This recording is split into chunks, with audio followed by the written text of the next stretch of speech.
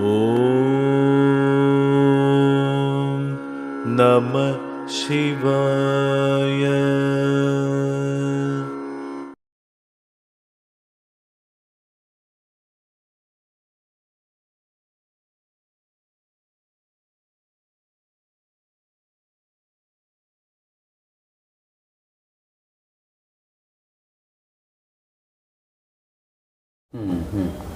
വേദമന്ത്രങ്ങളിൽ നിന്നും പുരുഷ സൂക്തത്തിൽ നിന്നും 8 തരത്തിലുള്ള വൈദ്യുതി ഉത്പാദിപ്പിക്കാവുന്ന യന്ത്രവിധാനങ്ങൾ കണ്ടെത്തിയിട്ടുണ്ട് സതീഷ് ചന്ദ്ര എന്ന് പറയുന്ന ഒരു ഇലക്ട്രിക്കൽ എഞ്ചിനീയർ ബാംഗ്ലൂര്.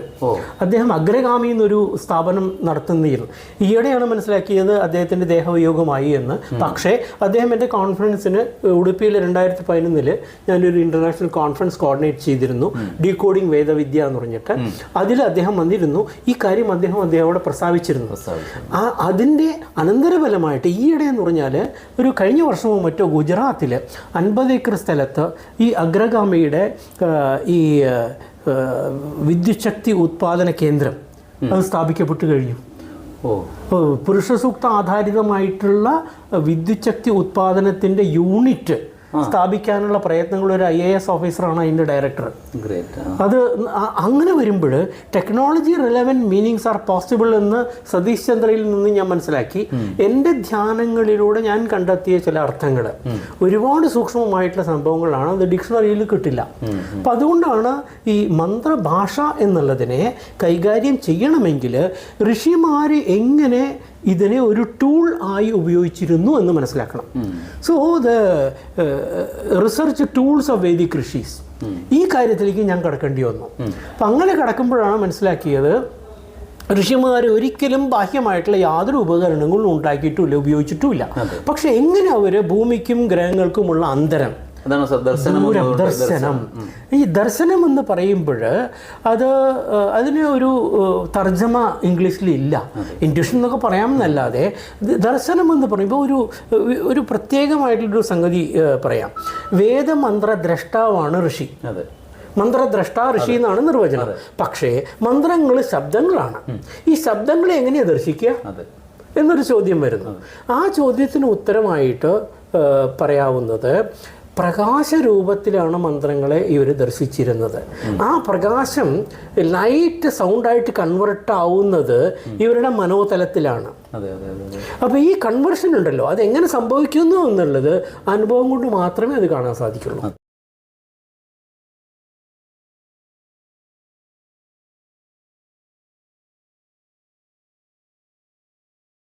അപ്പോൾ മന്ത്രശബ്ദം പ്രകാശമായിട്ട് കാണുകയും ആ പ്രകാശം ശബ്ദമായിട്ട് പരിവർത്തിതമായിട്ട് ഇവർ കേൾക്കുകയും, അത് അന്തഃചക്ഷു യോഗദൃഷ്ടി, അന്തഃശ്രവണം, ഈ വിധാനങ്ങളിലൂടെ കണ്ടതാണ് അവർ. ഞാൻ എഴുതിയതല്ല, I am not the author, ഞാൻ കേട്ടു, ഞാൻ ദർശിച്ചു എന്ന് പറയാൻ കാരണം അതുകൊണ്ടാണ്. അപ്പോൾ ഏത് പ്രപഞ്ച ശാസ്ത്ര സത്യവും കണ്ടുപിടിച്ച വിജ്ഞാനിയുടെ കണ്ടുപിടുത്തമല്ല വാസ്തവത്തിൽ.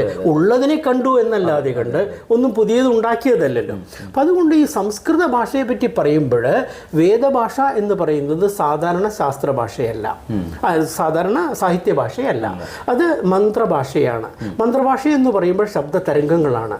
ഈ ശബ്ദ തരംഗങ്ങളുടെ ആഴത്തിലേക്ക് പോകുമ്പോൾ എവിടെ ഏത് സന്ദർഭത്തിൽ എന്തർത്ഥമാണ് നമ്മൾ ഡിറൈവ് ചെയ്യേണ്ടത് എന്നുള്ളത് സന്ദർഭമാണ് നിർണ്ണയിക്കുന്നത്. ഉദാഹരണത്തിന് ആയുർവേദം.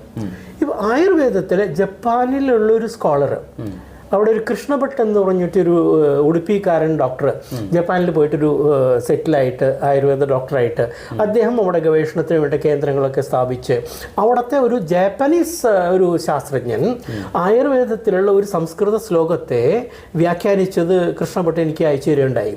അതിൻ്റെ രസം എന്ന് പറഞ്ഞാൽ ഒരു ശ്ലോകം അതിനെ ഒരു രീതിയിൽ വ്യാഖ്യാനിച്ചാൽ കോൺവാലസൻസിനുള്ള എന്ന് പറഞ്ഞാൽ ഗർഭിണി പ്രസവിച്ചതിന് ശേഷമുള്ള ഗർഭിണിയെ സംരക്ഷിക്കുന്ന, പ്രസവത്തിന് ശേഷം അമ്മയെ സംരക്ഷിക്കുന്ന മരുന്നുകളാണ് ആ ശ്ലോകത്തിൽ. അതിനെ വേറൊരു രീതിയിൽ വ്യാഖ്യാനിച്ചു കഴിഞ്ഞാൽ ഇത് ചൈൽഡ് മെഡിസിനാണ്, പീഡിയാട്രിക്സ് ആണ്. അപ്പോൾ ഒരു ശ്ലോകത്തിന് ഇത്രയും കാര്യങ്ങൾ ഉൾക്കൊള്ളുവാനുള്ള ശക്തി ഉണ്ടെങ്കിൽ ആ ഋഷി ആ ശ്ലോകം എങ്ങനെ ഉണ്ടാക്കി എന്നുള്ളതാണ്.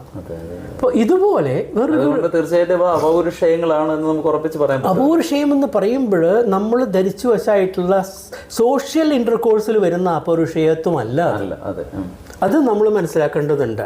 അപ്പോൾ നമുക്കത് ഉൾക്കൊള്ളുക, സ്വീകാര്യത ഉണ്ടാവുക, ഉൾക്കൊള്ളുക, കാണുക, പ്രചരിപ്പിക്കുക, ഇതാണ് നമ്മുടെ ദൗത്യം. ഇതായിരുന്നു ഋഷിമാർ ചെയ്തിരുന്നത്. അപ്പം അതുകൊണ്ട് ഋഷിമാരുടെ റിസർച്ച് മെത്തഡോളജി മനസ്സിലാക്കണമെന്നുണ്ടെങ്കിൽ തീർച്ചയായിട്ടും ഒരു അന്വേഷകൻ, ഒരു സീക്കർ, ഒരു റിസർച്ചർ ഒരു ഋഷി കുലത്തിൽ താമസിച്ച് ഋഷിയിൽ നിന്നും സാന്നിധ്യത്തിൽ ഗ്രഹിക്കേണ്ട കാര്യങ്ങൾ ഗ്രഹിക്കുമ്പോഴാണ് ഈ റിസർച്ച് ടൂൾസ് എന്താണെന്ന് മനസ്സിലാവുന്നത്. അതെ അതെ. അപ്പോൾ ഞാൻ അതിലേക്ക് വരാം. അപ്പോൾ അതിന് മുമ്പ് അങ്ങ് പറഞ്ഞത്, അപ്പോൾ എന്തായാലും നമ്മൾ സാധാരണയായിട്ട് നമ്മുടെ കയ്യിലുള്ള ലിറ്ററേച്ചർ, വേദങ്ങളെയും അങ്ങനെയാണ് കാറ്റഗറൈസ് ചെയ്ത് നമ്മൾ പറയുന്നത് ലിറ്ററേച്ചർ എന്നുള്ള രീതി. അപ്പോൾ അതിന് മുമ്പ് ഉണ്ടായിരുന്ന ആദിമമായിട്ടുള്ള ഈ ശബ്ദത്തിന്റെ വൈബ്രേഷൻസ് ആണ് ഒറിജിനൽ ലാംഗ്വേജ് എന്ന് പറയുന്നത്. So in that sense we can say ഇതൊരു ദേവഭാഷയാണെന്നുള്ള പറയുന്നതിൽ ദേവഭാഷ എന്ന് പറയുന്നതോടൊപ്പം തന്നെ ജീവഭാഷയുമാണ്. ഈ ജീവഭാഷയുടെ സ്വാരസ്യം നോക്കൂ. ഞാൻ അടുത്ത കാലത്ത് ഗുജറാത്തിൽ ബറോഡയിൽ ചതുർവേദ മഹാസമ്മേളനത്തിന് വിളിച്ചിരുന്നു. അവിടെ ഈ ഋഷിമാരുടെ ടൂൾ ആണ് സംസ്കൃതം എന്ന് പറയാനുള്ള ഒരു സന്ദർഭം, ഒരു ടോപ്പിക് ക്രിയേറ്റ് ചെയ്തിട്ട് ഒരു പ്രസൻറ്റേഷൻ ഉണ്ടായിരുന്നു. അവിടെ പറഞ്ഞ കാര്യം ഞാൻ റിപ്പീറ്റ് ചെയ്യാം. നമ്മുടെ ശ്വാസോച്ഛ്വാസം, ഈ തസ്യ നിശ്വസിതം വേദാഹ എന്നൊരു വാക്യമുണ്ട്. ഈശ്വരൻ്റെ നിശ്വാസമാണ് വേദ മന്ത്രങ്ങളെന്ന്. ഇപ്പം നമ്മൾ വർത്തമാനം പറയണമെങ്കിൽ ശ്വാസം പുറത്തോട്ട് പോകുമ്പോഴാണ് വർത്തമാനം വരിക, തീർച്ചയായും ശബ്ദം വരിക. ശ്വാസം അകത്തോട്ട് എടുക്കുമ്പോൾ വർത്തമാനം പറയാൻ പറ്റില്ല. ഇതുപോലെയാണ് ഇതൊരു സ്പിരിച്വൽ മെറ്റാഫർ എന്ന് വേണമെങ്കിൽ കാണാം. കാരണം തസ്യ നിശ്വസിതാ വേദാഹ എന്ന് പറയുമ്പോൾ അദ്ദേഹത്തിൻ്റെ ഈശ്വരൻ്റെ നിശ്വസിതമാണ് വേദങ്ങൾ, ഈശ്വരനിൽ നിന്ന് പ്രകടമായതാണ് എന്നുള്ള അർത്ഥത്തിൽ. അപ്പോൾ ഈ ജീവഭാഷ എന്ന് പറയുമ്പോൾ നമ്മൾ ചുരുക്കി പറയാം 21,600 തവണ ഒരു മനുഷ്യൻ ശ്വാസോച്ഛ്വാസം ചെയ്യുന്നുണ്ട്, ഉദയം മുതൽ ഉദയം വരെ. ഈ ശ്വാസോച്ഛ്വാസത്തിൽ ഹം എന്ന് പുറത്തു പോകുന്നു, സ എന്ന് അകത്തു വരുന്നു. ഈ ഹംസ എന്നുള്ളത് സംസ്കൃതമാണ്, അത് സംസ്കരിതമാണ്. അത് പ്രകൃതി തന്നെ സംസ്കരിച്ച് നമുക്ക് പ്രകടമാക്കി തന്നിട്ടുള്ള ശബ്ദങ്ങളാണ് ഈ ഹംസ എന്ന് പറയുന്നത്. അതുകൊണ്ട് ജീവനെ, ഒരു ജീവ ചൈതന്യത്തെ ഹംസ എന്ന് പേരുകൊണ്ട് വിളിക്കുന്നുണ്ട്. ജീവ ഹംസോ ജീവ. അപ്പോൾ ജീവ ഹംസ ഹംസ എന്ന് ഉച്ചരിച്ച് നമ്മൾ ശ്വസിച്ച് 21,600 തവണ ചെയ്യുന്ന ഈ ശ്വാസോച്ഛ്വാസ പ്രക്രിയയെ മൂലാധാരം മുതൽ സഹസ്രാരം വരെയുള്ള 7 ചക്രങ്ങൾ, നമ്മുടെ സുഷുമ്നാ നാഡിയിലുള്ള 7 ചക്രങ്ങളിൽ ഈ ഓരോരോ ചക്രത്തിലും ഇത്രായിരം ശ്വാസങ്ങളെന്ന് കണക്കാക്കി സമർപ്പിക്കുന്ന ഒരു ധ്യാനമുണ്ട്. ഇതിനെയാണ് ഹംസവിദ്യ എന്ന് പറയുന്നത്. ഈ വിദ്യ നമ്മളെ കൂടുതൽ ആഴങ്ങളിലേക്ക് കടക്കാൻ സഹായിക്കുന്നു. ഇപ്പോൾ ഈ സൂക്ഷ്മ ശരീരം എന്ന് നമ്മൾ വ്യവഹരിക്കുന്നുണ്ട്, ആസ്ട്രൽ ബോഡി എന്ന് ട്രാൻസ്ലേറ്റ് ചെയ്യുന്നുണ്ട്. പക്ഷേ കപില മഹർഷിയുടെ സാഖ്യശാസ്ത്രത്തിലും പതഞ്ജലി മഹർഷിയുടെ സാഖ്യശാസ്ത്രത്തിലും ഉപനിഷത്ത് ഋഷിമാരുടെ സാഖ്യശാസ്ത്രത്തിലും സൂക്ഷ്മ ശരീരം എന്താണ് എന്നുള്ളത് വിവരിക്കുന്നത് നമ്മൾ അകത്തോട്ട് പ്രവേശിച്ച് കാണുമ്പോൾ നമുക്കതിൻ്റെ വ്യാപ്തി, അതിൻ്റെ പ്രമാണം മനസ്സിലാവുന്നത്, ആയാമങ്ങൾ മനസ്സിലാവുന്നത്. അപ്പോൾ ഞാൻ ഇന്ന് സൂചിപ്പിച്ച പോലെ കടവുൾ എന്ന വാക്കിനെ തിരിച്ചിട്ടാൽ ഉൾക്കട, ഉള്ളിലേക്ക് കടന്നു നോക്കണമെങ്കിൽ അതിനൊരു വിധാനമുണ്ട്. ഈ ഉള്ളിലേക്കുള്ള കടക്കാനുള്ള വിധാനമാണ് യോഗശാസ്ത്രത്തിൽ വരുന്നതും. ഋഷിമാർ അങ്ങനെയാണ് സൂക്ഷ്മ ശരീരത്തെ ഒരു ഉപകരണമായിട്ട് ഉപയോഗിച്ചിട്ടുള്ളതും. അന്തഃകരണം എന്ന് പറയുന്നത് വാസ്തവത്തിൽ അന്തഃ അകത്ത്, കരണം ഒരു ടൂളായിട്ടുള്ളതാണ്. അത് പ്രകൃതി തന്നെ നമുക്ക് നൽകിയിട്ടുള്ളതാണ്. ഈ അന്തഃകരണത്തിന് പ്രധാനമായിട്ട് 4 ആസ്പെക്ട്സ് ഉണ്ട്. അല്ല അന്തഃകരണം 4: ചിത്തം, അഹങ്കാരം, ബുദ്ധി, മനസ്സ് എന്ന് പറയുന്ന 4. ഇതില് അഹങ്കാര ചിത്താൻ നിർവ്വാണ ഷഡ്കത്തില്ല, അത് ഞാനല്ലെന്നാണ് പറയുന്നത്. പക്ഷെ അത് എൻ്റേതാണ്, എൻ്റെ ഉപകരണങ്ങളാണ്, ഉപകരണമായിട്ട് ഉപയോഗിക്കാം. അപ്പോൾ ഈ മനസ്സും ബുദ്ധിയും ചിത്തവും ഏതിനെ തൂങ്ങിപ്പിടിച്ചാണോ വർക്ക് ചെയ്യുന്നത് അതാണ് അഹങ്കാരം. ഈ അഹങ്കാരം എന്ന് പറയുന്നത് ഇംഗ്ലീഷിൽ പറയുന്ന ഈഗോ അല്ല. നമ്മൾ സാധാരണ വിവരിച്ച അയാൾക്ക് വലിയ അഹങ്കാരമാണ്, ആ അഹങ്കാരം അല്ല. ഇത് നല്ല അർത്ഥത്തിലുള്ള അഹംഭാവമാണ്, ദുരഹംഭാവമാണ്. പക്ഷെ ഇത് അഹം എന്ന് പറയുന്നത് ഒരു ടൂളാണ്. അഹം എന്ന് പറയുന്നത് ഒരു മൂലചിത്തവൃത്തിയാണ്. രമണ മഹർഷി അതിനെപ്പറ്റി പറയുന്നുണ്ട്. അഹം ചിത്തവൃത്തിയാണ്.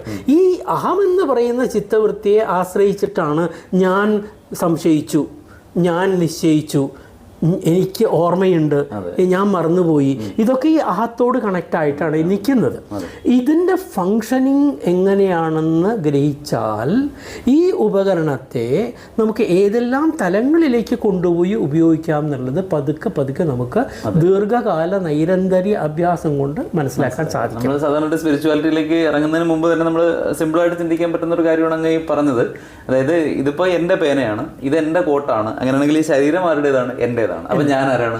അപ്പൊ ഞാനിതൊന്നുമല്ല. അങ്ങനെ തിരിച്ചെടുത്തിട്ടാണ് കൊണ്ടുപോകുന്നത്. അതെ അതെ, വളരെ സിമ്പിൾ ആയിട്ട്. ഇതിനെ ആദിശങ്കരന്റെ ദൃഗ്ദൃശ്യ വിവേകം എന്ന് പറയുന്ന ചെറിയ പ്രകരണ ഗ്രന്ഥത്തില് ദൃക്ക് ആരാണ്, ദൃശ്യമേതാണ്. ഓ ശരി. അപ്പോൾ ഉദാഹരണത്തിന് അങ്ങ് പറഞ്ഞ പോലെ പേന ദൃശ്യമാണ്. It's an object of my perception. ഞാനാണ് പെർസീവർ. ഇതിനെ കൊണ്ടുപോയി അകത്തോട്ട് കൊണ്ടുപോയി ദേഹം ദൃശ്യമാണ്, ദ്രഷ്ടാവാരാണ്. മനസ്സ് ദൃശ്യമാണ്, ദ്രഷ്ടാവാരാണ്. ബുദ്ധി ദൃശ്യമാണ്, ദ്രഷ്ടാവാരാണ്. അങ്ങനെ അവസാനം പോയി നിൽക്കുന്ന ഒരു പ്ലാറ്റ്ഫോം ഉണ്ട്, ദ്രഷ്ടാവ്. സാക്ഷി ദൃഗേവ ന ദൃശ്യത്തെ, ഒരിക്കലും കാണപ്പെടാതെ നിൽക്കുന്നതാണ് സാക്ഷി. അങ്ങനെ ഈ പറഞ്ഞതിന്റെ കൂടെ വാട്ട് ഐ ഹാവ് പെർസീവ്ഡ് എന്നൊരു കോൺസെപ്റ്റ് ഉണ്ടല്ലോ, കുറച്ചുകൂടെ കോംപ്ലിക്കേറ്റഡ് ആയിരുന്നു. ഞാൻ എന്താണോ പെർസീവ് ചെയ്ത് എടുത്തത്, അതിൽ നമ്മൾ ത്രിപുടി എന്ന് പറഞ്ഞ സങ്കല്പത്തിൽ വരുന്നത് ദ്രഷ്ടാവ്, ദൃശ്യം, ദർശനം. ദർശനം എന്ന് പറയുന്നത് അറിയുന്നയാള്, അറിവ്, അറിയുക എന്നുള്ള പ്രോസസ്സ്.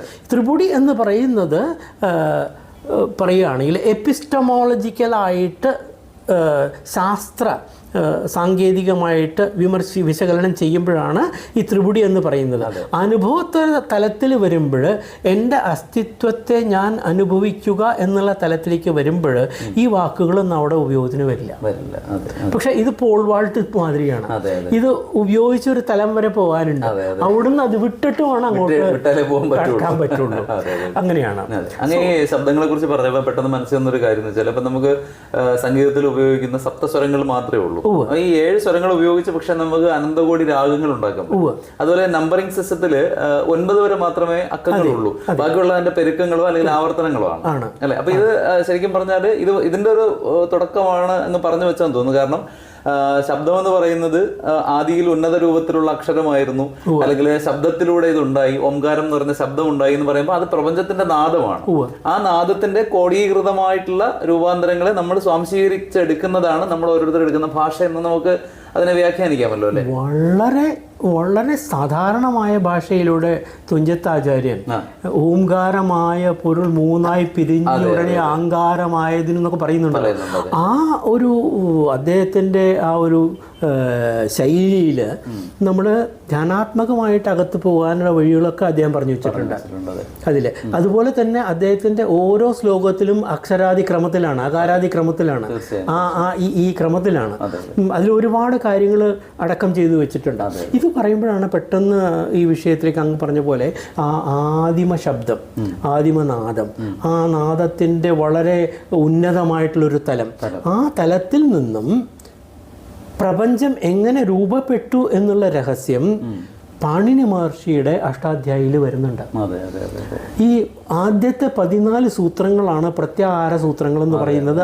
ഈ ഓങ് എന്ന് പറയുന്ന 14 സൂത്രങ്ങൾ. ഈ 14 സൂത്രങ്ങളെ പറ്റി ഒരു മഹായോഗി കർണാടകത്തിലെ രംഗമഹാഗുരു എന്ന് പറഞ്ഞിട്ട്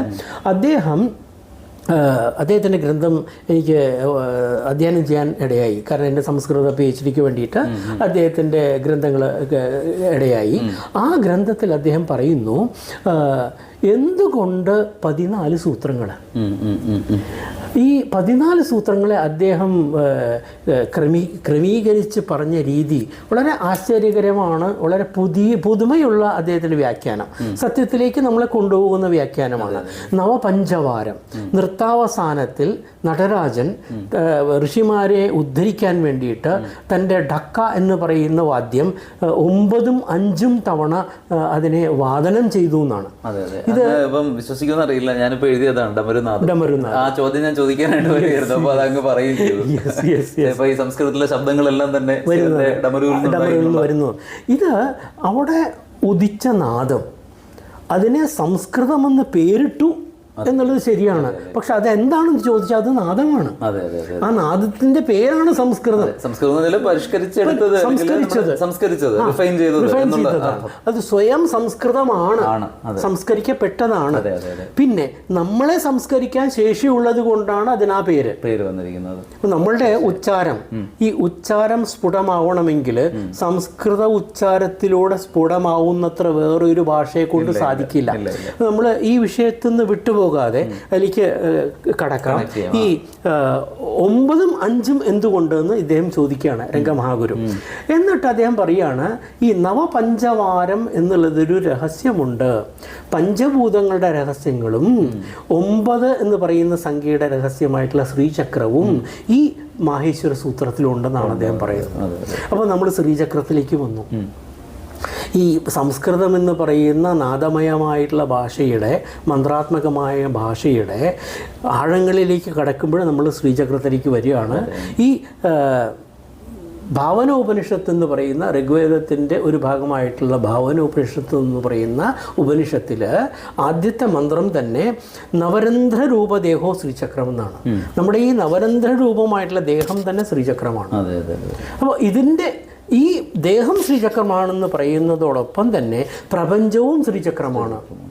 അപ്പോൾ ജീവ ഈശ്വര സംബന്ധം, തിരയും സമുദ്രവും തമ്മിലുള്ള സംബന്ധം, ഇതാണ് വാസ്തവത്തിൽ വേദാന്തത്തിലെ വളരെ മൂലഭൂതമായിട്ടുള്ളൊരു മെറ്റാഫർ എന്ന് വേണമെങ്കിൽ പറയാം. മെറ്റാഫർ അല്ല, രൂപകമല്ല. കാരണം ജീവ ഈശ്വര സംബന്ധത്തെ വെളിപ്പെടുത്തുന്ന ഗുരുവിൻ്റെ ഉപദേശത്തിൽ ഒന്നാണ് തിരയും സമുദ്രവും.